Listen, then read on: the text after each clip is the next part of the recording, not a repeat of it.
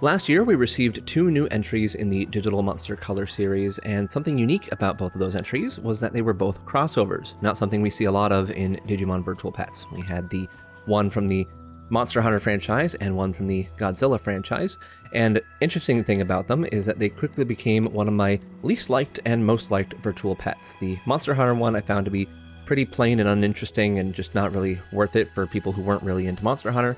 Whereas the Godzilla one, I recommend absolutely everyone, regardless of whether you know anything about Godzilla. I don't know anything about Godzilla for the most part, and I found it to be one of the most enjoyable Digimon V-Pet experiences I've had, especially in the realm of the color devices. So we have another crossover device now, and while it's not a typical kind of crossover because it's actually still Digimon, but it is still part of the crossover series, we have the Cross Wars 15th edition, and this is the red one. It also comes in blue, which is the one I opened, so this is unopened because blue is, of course, the color I like more, and that's what we'll be showing off here. But yeah, so this is kind of technically a crossover in that it's crossing over the Digimon anime. For those unaware, they're not exactly the exact same part of the franchise, so they each kind of do their own thing, where the virtual pets are headed up by Plex these days, and Toei handles the anime, so we're doing a little bit of a crossover there. Not the first time either. The first time that the Digital Monster V-Pet series crossed over with the anime was back with the Virus Busters Pendulum, all the way back in 2000, I believe that was released, and there's some funny interviews about that if you want to learn more about the nature of that crossover and the expectations from Toei when it comes to Digimon V-Pets. But this was done in anniversary of Cross Wars, which was the anime that ran from 2010 to, 2013, something like that. And one thing to note about me specifically is I do not care for Cross Wars. It's actually not the most popular thing in Digimon in general. There's a lot of people that like it, and if you like it, great, that's good on you. I just absolutely do not. I even tried watching the first episode again recently. Still don't like it, sorry. But either way, of course, gotta mess with V-Pets and see what I think of those. And so I did get the red one as well as the blue one, so we'll break out the blue one here right now. Let's get this out of the way. And let's grab our blue one right here. So yeah, so you can see they're themed after Shoutmon and after Greymon, or Metal Greymon, I guess in this case. And oh, look, there's Greymon right now. How nice. And yeah, as you can see, just like the previous crossovers, they have art on all sides. That's one of the cool things about the crossovers so far, is they all do that, which is honestly very great to see. You know, there's a lot of really good like solid color options out there for shells, but we've seen just solid colors for so long. It's neat to have some designs like this on there. And so far, the designs on my other ones are holding up, so that's a good sign here. But yeah, this is what it looks like here, and it's nice and blue. Got a lot of cool things going on here. So overall, I actually really love the design of the shell. And so the big question from this overview is going to be, all right, so this device here, is it more like the Monster Hunter, where it's not that interesting, or is it more like the Godzilla, where it's incredibly interesting? And we'll talk more about that, but we're going to go over in depth what this thing does, what Digimon are on it, some of the features involved with it. So to get started, you know, we're looking at the shell here, so that's beautiful, absolutely great. No notes on that. Buttons wise, we have the same buttons as always, A, B, C. This is just another brick. If you're familiar with Digimon, I'm going to repeat some things that you already know. If this is your first time coming into a Digimon V-Pet, I'm going to at least explain a little bit here, but as I go through this, if you do want more details and a full overview of how to operate this device, digitamahatchery.com, go there. There is a manual for this device that goes through everything. It's in English. You don't even need to learn another language to do it. Just go through that and that'll tell you absolutely everything there is to know. But I'm going to at least go over some of the high points. So A is what normally lets you make selections on the screen, B is what lets you confirm those selections, and C is what lets you cancel those. Press A and B at the same time, that's going to mute sound. If you press A and B, or A and C, no, hold on, sorry. Press A and C at the same time, that's going to let you mute sound. Forgetting what I'm doing here. Like that, there we go. Could have just demonstrated it. If you do that on the clock screen, lets you set the clock, just like that. Nothing crazy. Also, there's a clock on it, in case you weren't aware of that. And when you need to hatch, it's A and B. That's the A and B combo that I meant to say a moment ago. There is a charging port down below because this is a rechargeable device, so it takes USB-C type cables into it. It, of course, comes with one of those out of the box, so no worries there in case you don't have 4,000 of those already from everything else. But yeah, rechargeable. Usually you're getting about 7 days on one charge. So honestly great as far as virtual pet goes. That's not a big deal, and you only need to charge it like an hour a week is basically all you need to do, and that gets you going. The C button also functions in it's able to turn the device on and off. So if you hold it down long enough, that'll turn it off. If you hold it down while it's off, it'll turn it back on. And then, as you can see, it's got a nice color screen, just like the rest have had. This is the same screen we've had on every other Digital Monster color and Digimon Pendulum color thus far, and we are using the classic 16 by 16 style sprites, most of which are brand new for this device, and overall, honestly, look pretty darn good. Like, I am absolutely loving the way this Greymon looks. Very, very nice. And then as far as the saving goes, this device saves pretty darn frequently, so you don't have to worry about losing your progress if you run out of battery or need to turn it off for a while. Once you boot it back up, you'll just be asked to load your save and you're good to go. So once you start it off for the first time, it's going to ask you to set the clock. So to set the clock to whatever the current time is or whatever you want it to be, doesn't matter. It's not going to judge you if you set the clock incorrectly. And then that's going to allow you to get to your egg and get going. So before we talk about the actual raising experience, we're going to talk about the different menu options that you see here on the device. So let's go ahead and zoom in here. You and you turn back on right now.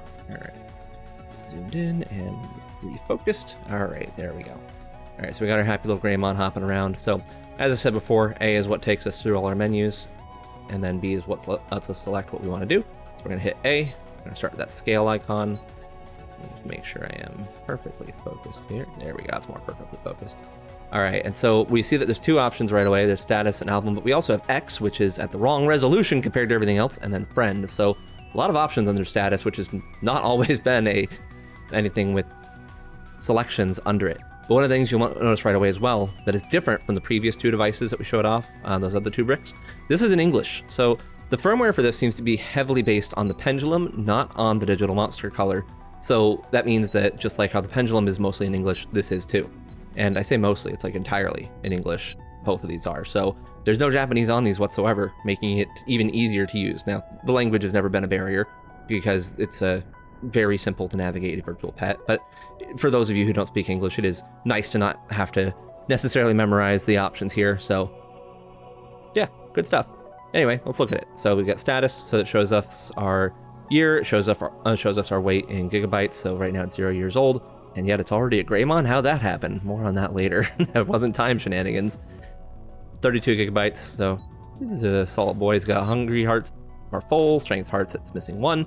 So as those go down, if they empty out entirely, you get a call. And if you don't respond to the call, you get a care mistake, just like always. Hunger is restored by food, strength is restored by pills or with training, just like always as well. Effort can be used to help you keep track of trainings. Now, effort does not directly translate to evolution in this, so there may be a different number of trainings needed than what effort hearts would display. So make sure you are paying attention to how many times you trained as opposed to just going off of effort. And one thing about effort is that it is different this time because unlike previous times where 4 training is 1 effort, this time it's 5 training is 1 effort. So full effort is 20 trainings, how many you did there. So something interesting to keep track of. DP, you get just an absolute ton of it out the gate. You get 99, and that is because you use it for Digicrossing, and we'll talk a lot about Digicrossing in a second, but every Digicross you do requires DP, and battles do not anymore, so battles just require you not to be hungry, or, starving, I should say. If you are missing 1 hunger heart, it's not going to care, but you can't be missing all of them. So otherwise, DP is only used for Digicrossing now. And then we have our record, so we see how many times we fought, how many times we won, and what our percentage of that is. Doesn't mean anything in this device. There's nothing that's influenced by this. It is just a stat that you can keep track of.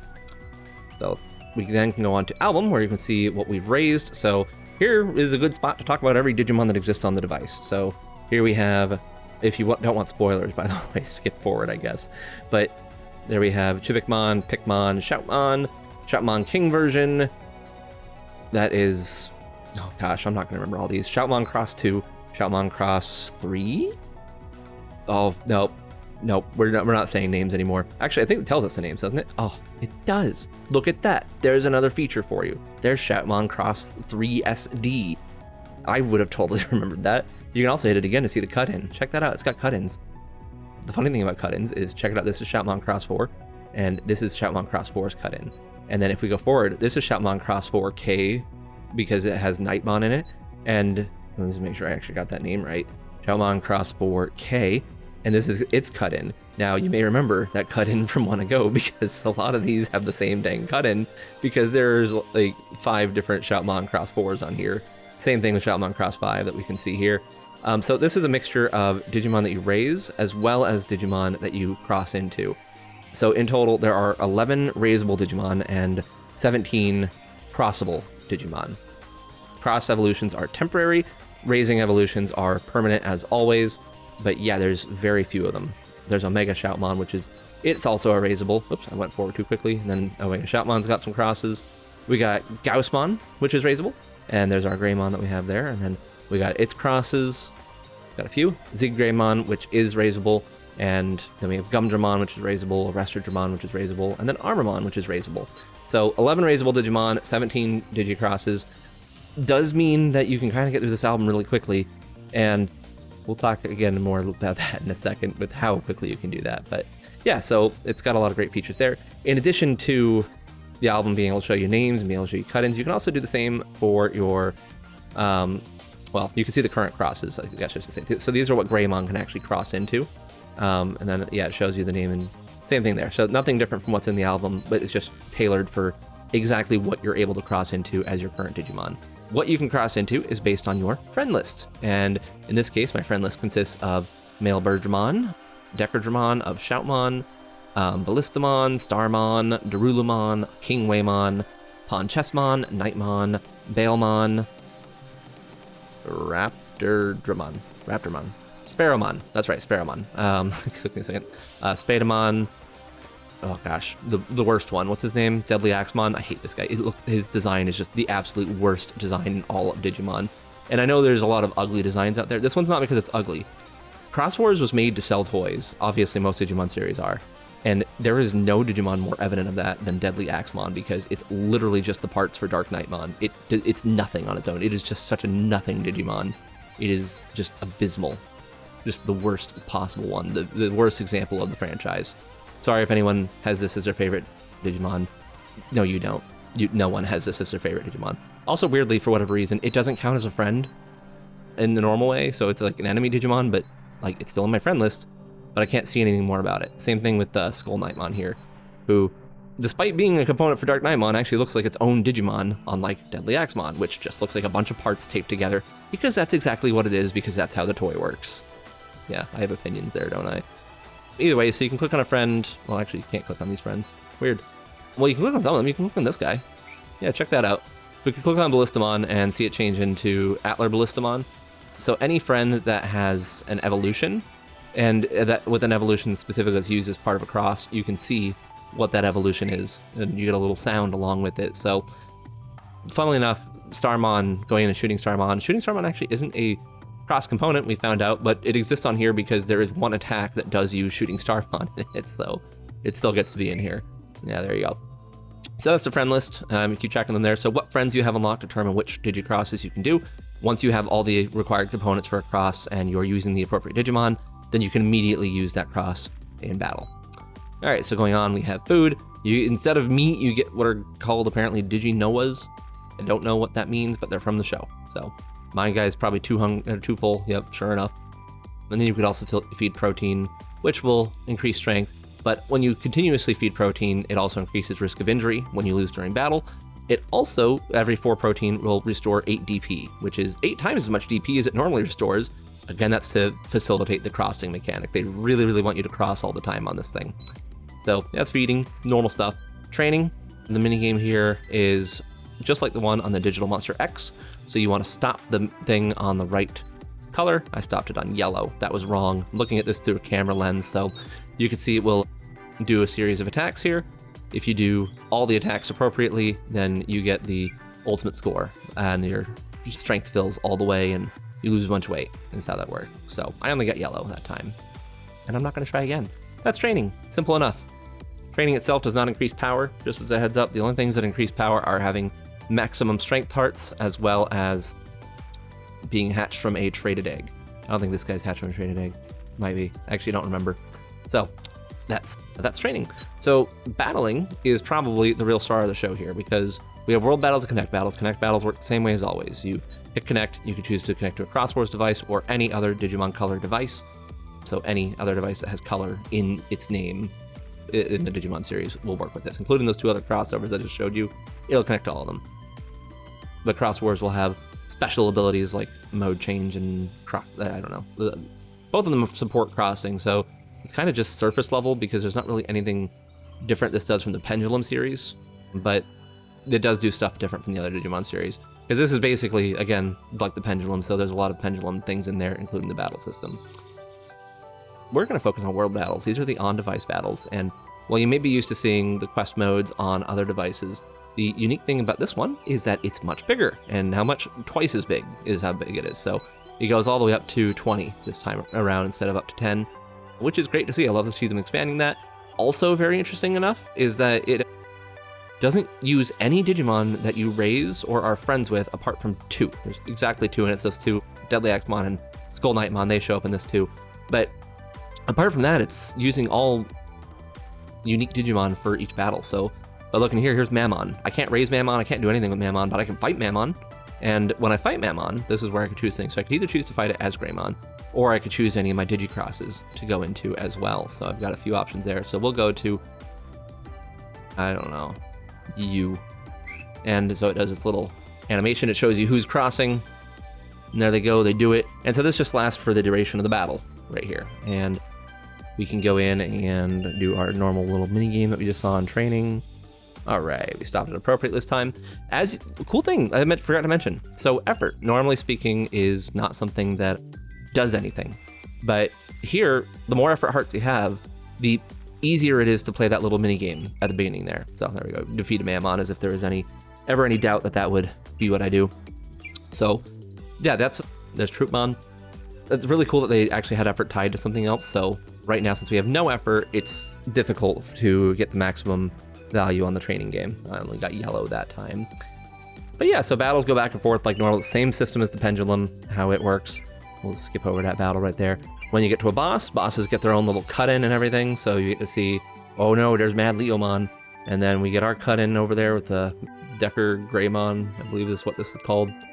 And let's do our normal thing here and keep talking. There we go, red that time, great. And yeah, so each boss is unique for each world, so you don't have any repeats. There's no repeats on the enemies either, it's wild. They put so many in there. There's 95 Digimon total on this device, so they went all out. They just made it so you can only raise 11 of them, which is, yeah, certainly a choice, but there we go, defeated it. So every time you defeat a world battle, that lets you go on to the next one. Certain world battles, when you clear them, will unlock things like backgrounds or the ability to evolve into other Digimon. So an important thing to note there is that's an influence on evolution. So you want to do as many of those as you can. Let's see, so that's battles. Lots of stuff there. Poop cleaning. You can clean poop. We don't have any poop, so we're not cleaning anything right now. Light, as always, lets you turn the lights on and off. And if you wanted to not use your Digimon for a while, you can use cold mode to put it into the fridge, like so. And now it is in the fridge, and that means it will not lose any hearts and it will not grow. It's just frozen in time. You're paused, is what it is. And then lastly, there is change, which lets you swap out your current Digimon for the one that you have in backup. And in backup over here, we have Omega Shoutmon. There it is. Great. And when they come out of backup, they're immediately starving and weak. So we're going to give you a few of these little donuts, and we're going to quickly train you. You can see those meters are a little bit wider on that one. I'm guessing I have more effort with this than I do with Greymon, but I still didn't get the maximum, so I'm not going to get a full points there, unfortunately. So let's play it one more time. And all right, that time it'll fill us up. So this will count as a mega hit because every shot will be doubles. Again, just like on the Pendulums, no different from that. And there we go. So yeah, so you can have up to 1 backup Digimon and up to 1 raising. So you can have 2 Digimon on the device at a time is how that works. So let's see, you should be full. Oh, we didn't have any effort. I guess it just was easier for me to hit. And there we go. So that's the light functions, and then if it ever gets injured, you just hit this and that'll heal it, and that's it. Last icon, of course, is calls, and that will light up when you run out of hearts or when your Digimon is ready to go to sleep, and you have to respond to those within a certain amount of time, otherwise you will get a care mistake, which will influence evolution and death. So the amount of time it takes for a call is that you have 10 minutes for hunger strength or 1 hour for sleep.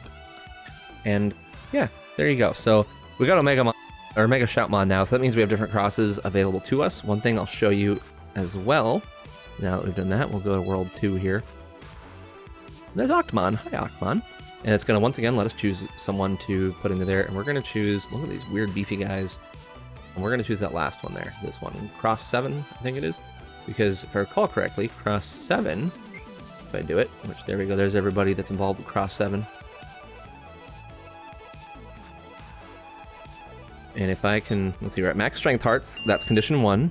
Condition 2 is that I get the red one. Dang it. Alright, try again on this next one. I can do this, I swear. Okay, Digimon, you're the one we'll do this against. Alright, so we need to hit it right. Dang it all. Okay, on the boss. On the boss. It always has to be the boss, right? Like, those guys were just, you know, weaklings. We didn't need to do it on them. Alright, so we got Neptunemon. Hi, Neptunemon. You're great. I'm glad you have a color sprite now.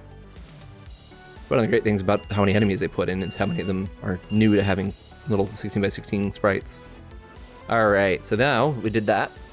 Boom! Mode change. So if you have full hearts and you have an applicable Digimon, when you get red on the minigame, it'll mode change, which does make it a stronger version of your Digimon, and it will, of course, do double hits each time. Yeah, just there you go. So always go for mode changes. It reverts back to its normal form after that point, back to Omega Shoutmon, because that was a cross. And yeah, so mode changes. Interesting thing is Arrestor Digimon actually has 2 mode changes on this device depending on who you're fighting. So that's pretty neat. And yeah, so that's mode changing. So there's 4 different mode change Digimon out there. Again, temporary evolutions, just like the crosses are temporary evolutions and only apply during battle. The glitch from the Shambhala pendulums, where mode changes preserve after changing out your Digimon in the backup and affect their sprites during training, that glitch has been fixed on this. Kind of unfortunately, it was a funny glitch. I liked that glitch, but it's been fixed on this, so you won't see that pop up. Alright, so that's all the main functionalities of the device, and if we go ahead and hold down the C button, we get our additional menu. So we have BG background. So right now we're rocking this aquatic background, and as you can imagine, this was not the default background, but you get this when you befriend King Waymon. King Waymon isn't involved in any crosses, but it does give you a background. So obviously I went with the aquatic one, even though none of these Digimon are aquatic. We got the volcano, we got the city, we got some flowers, we got the cross hearts emblem, we've got this weird room, we got a logo.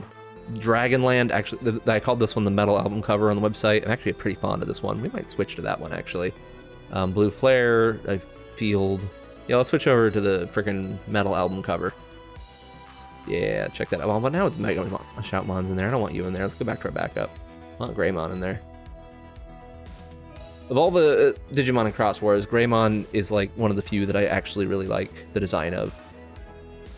Obviously, it's not original Greymon, but like, it's blue, and it's not just a palette swap. It's got a whole bunch of other cool things going on, so I'm a fan of Greymon from Cross Wars, even though I don't like most Cross Wars Digimon. That one's... There's a few designs in there I like. There's a few. Not a lot, but a few. Alright, let's get you back up to full hearts. And there we go. Great. So yeah, there we go. There's all the menu options. That's how you operate the device. That's how you use it. And the one thing to note is that you can get through everything that I showed you pretty darn quick on this device, and that's kind of one of the things that I'm going to talk about now about this, is the amount of content compared to how engaging that content is. Because at first glance, there's 95 Digimon on this device and 20 battle areas, so that should mean that this is like the most content-filled of the color devices just on that alone. None of the other ones even come close to that. But the problem is the way they've divvied this out, right? So let's talk about evolution. You'll quickly see what I'm talking about here. So we have 2 eggs, first of all, which that's exciting. You get 2 different eggs. You start with 1 egg, which hatches into Shoutmon, hatches into Chivikmon, into Pikmon, and then the Shoutmon. But after you meet a certain requirement, you're able to get the Blue Flare egg, which hatches into Chivikmon again, but then that grows into Gaussmon and then into Greymon here. Strange fact, Greymon is a stage 3 Digimon on this, not a stage 4. That is for the sake of the crossing mechanic, I guess, but it's still odd. Because Gaussmon couldn't cross, and they didn't want you to raise into a stage 3 that couldn't cross, except Gumdramon can't cross either, and I don't know. It's just, whatever. They chose what they chose, and that's what it is. So, anyway, So you choose one of those 2 eggs if you've got them both unlocked, and hatches, and then after 10 minutes, like always, it's going to evolve into its stage 2 form. So this evolved into a Gaussmon. And then here comes the problem. After 30 minutes, you evolve into your stage 3 form, which is crazy quick. It's not as quick as the Monster Hunter device was, but still pretty darn quick. So that means you're already going to be at that within just within an hour. You're already ready to fight and move on. But then, even then, it still doesn't slow down, because this guy can evolve within 12 hours. So Gumdramon takes 16 hours, but Shoutmon and Greymon both evolve after 12 hours. So within the same day, you already reach stage 4. And then here's the kicker, is that stage 5, it only takes 18 hours, and so therefore, like, it's less than 2 days and you already reached the final form, because there is no stage 6. It only goes up to stage 5.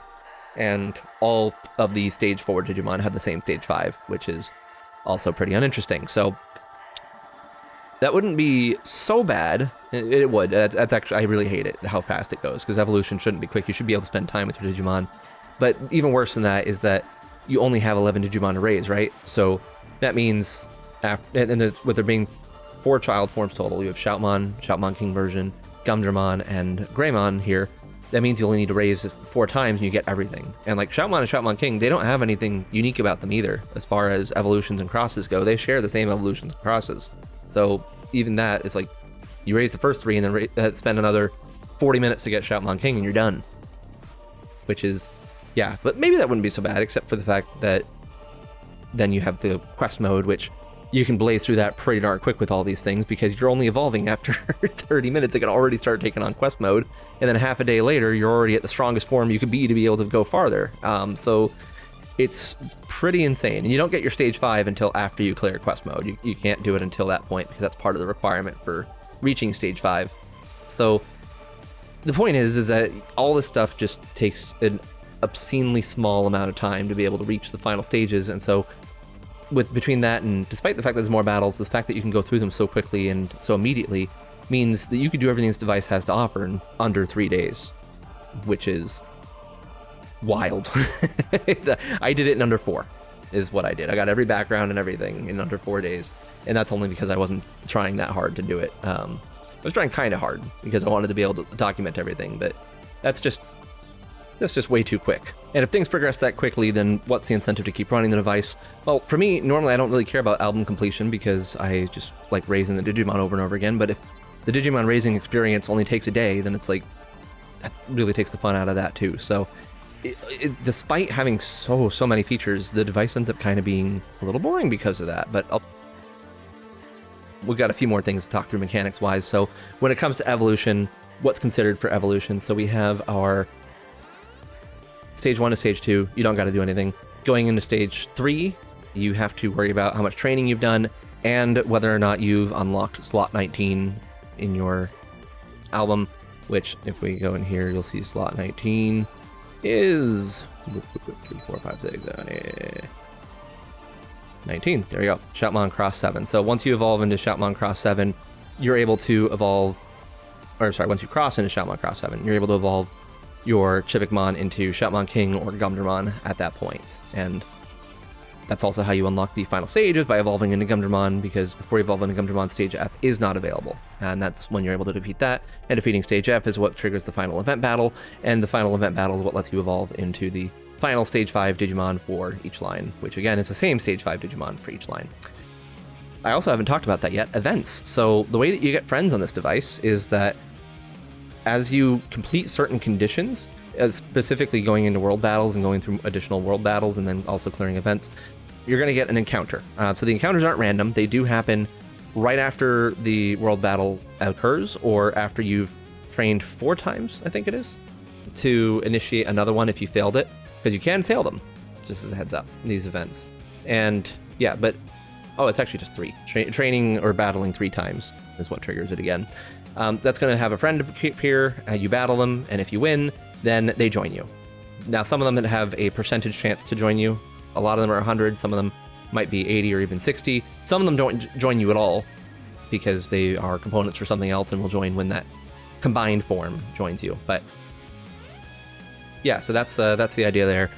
is that as you go through and meet these conditions of clearing different world stages, you're going to get these friends to appear, you defeat them, they join you, and that opens up more crosses. So it's pretty fun, but once you've done them all, they don't happen anymore. So if you've cleared every event battle and you've gained every friend, you will not see them anymore except for the last event, which is an evolution requirement. So you just keep re-triggering that one every time you want to turn to stage 5. So yeah, that's how events work. Again, not random, just based on clearing stuff, and if you fail an event, then you just battle or train 3 times and the event will reoccur within a few seconds for you to try again. Yeah, so that's friends, and we talked about mode change, we talked about Digicross, so there's a lot of different types of Digimon on here. It's just, again, the actual raising experience becomes a little mild because of that. So as far as the end of the raising experience, death on this works pretty similarly to it does on the other devices. So you're going to die if you get injured 12 times all in one form, or stay injured for 6 consecutive hours in one form. Apart from that, though, you are not going to die because the other requirements are absurd. So you either have to get 18 care mistakes for hunger in a row without refilling the hunger meter at all. I think it's at all. It's either at all or full. One of them is one, the other one is the other. I don't remember which one's which. Either way, the idea is that as long as you fill your stuff back up to maximum, you don't have to worry about hunger care mistakes. Same with strength. Strength, you have up to 18 of those, but they go away if you've restored your protein or your strength meter again. So you're not going to die because of that.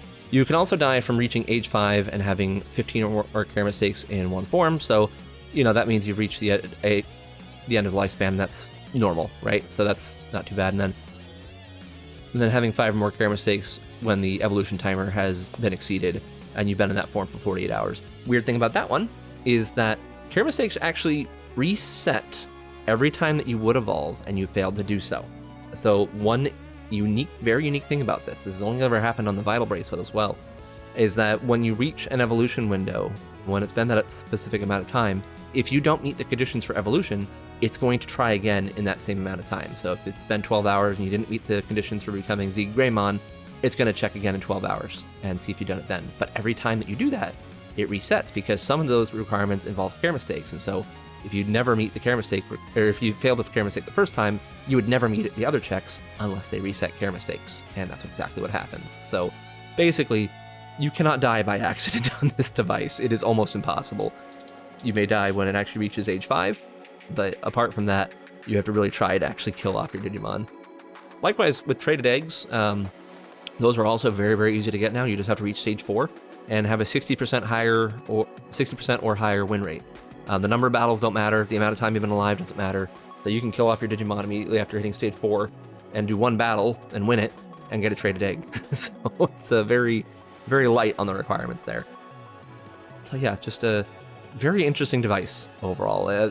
Comparing this to the Monster Hunter one, right? So let's bring both of you onto the screen here again.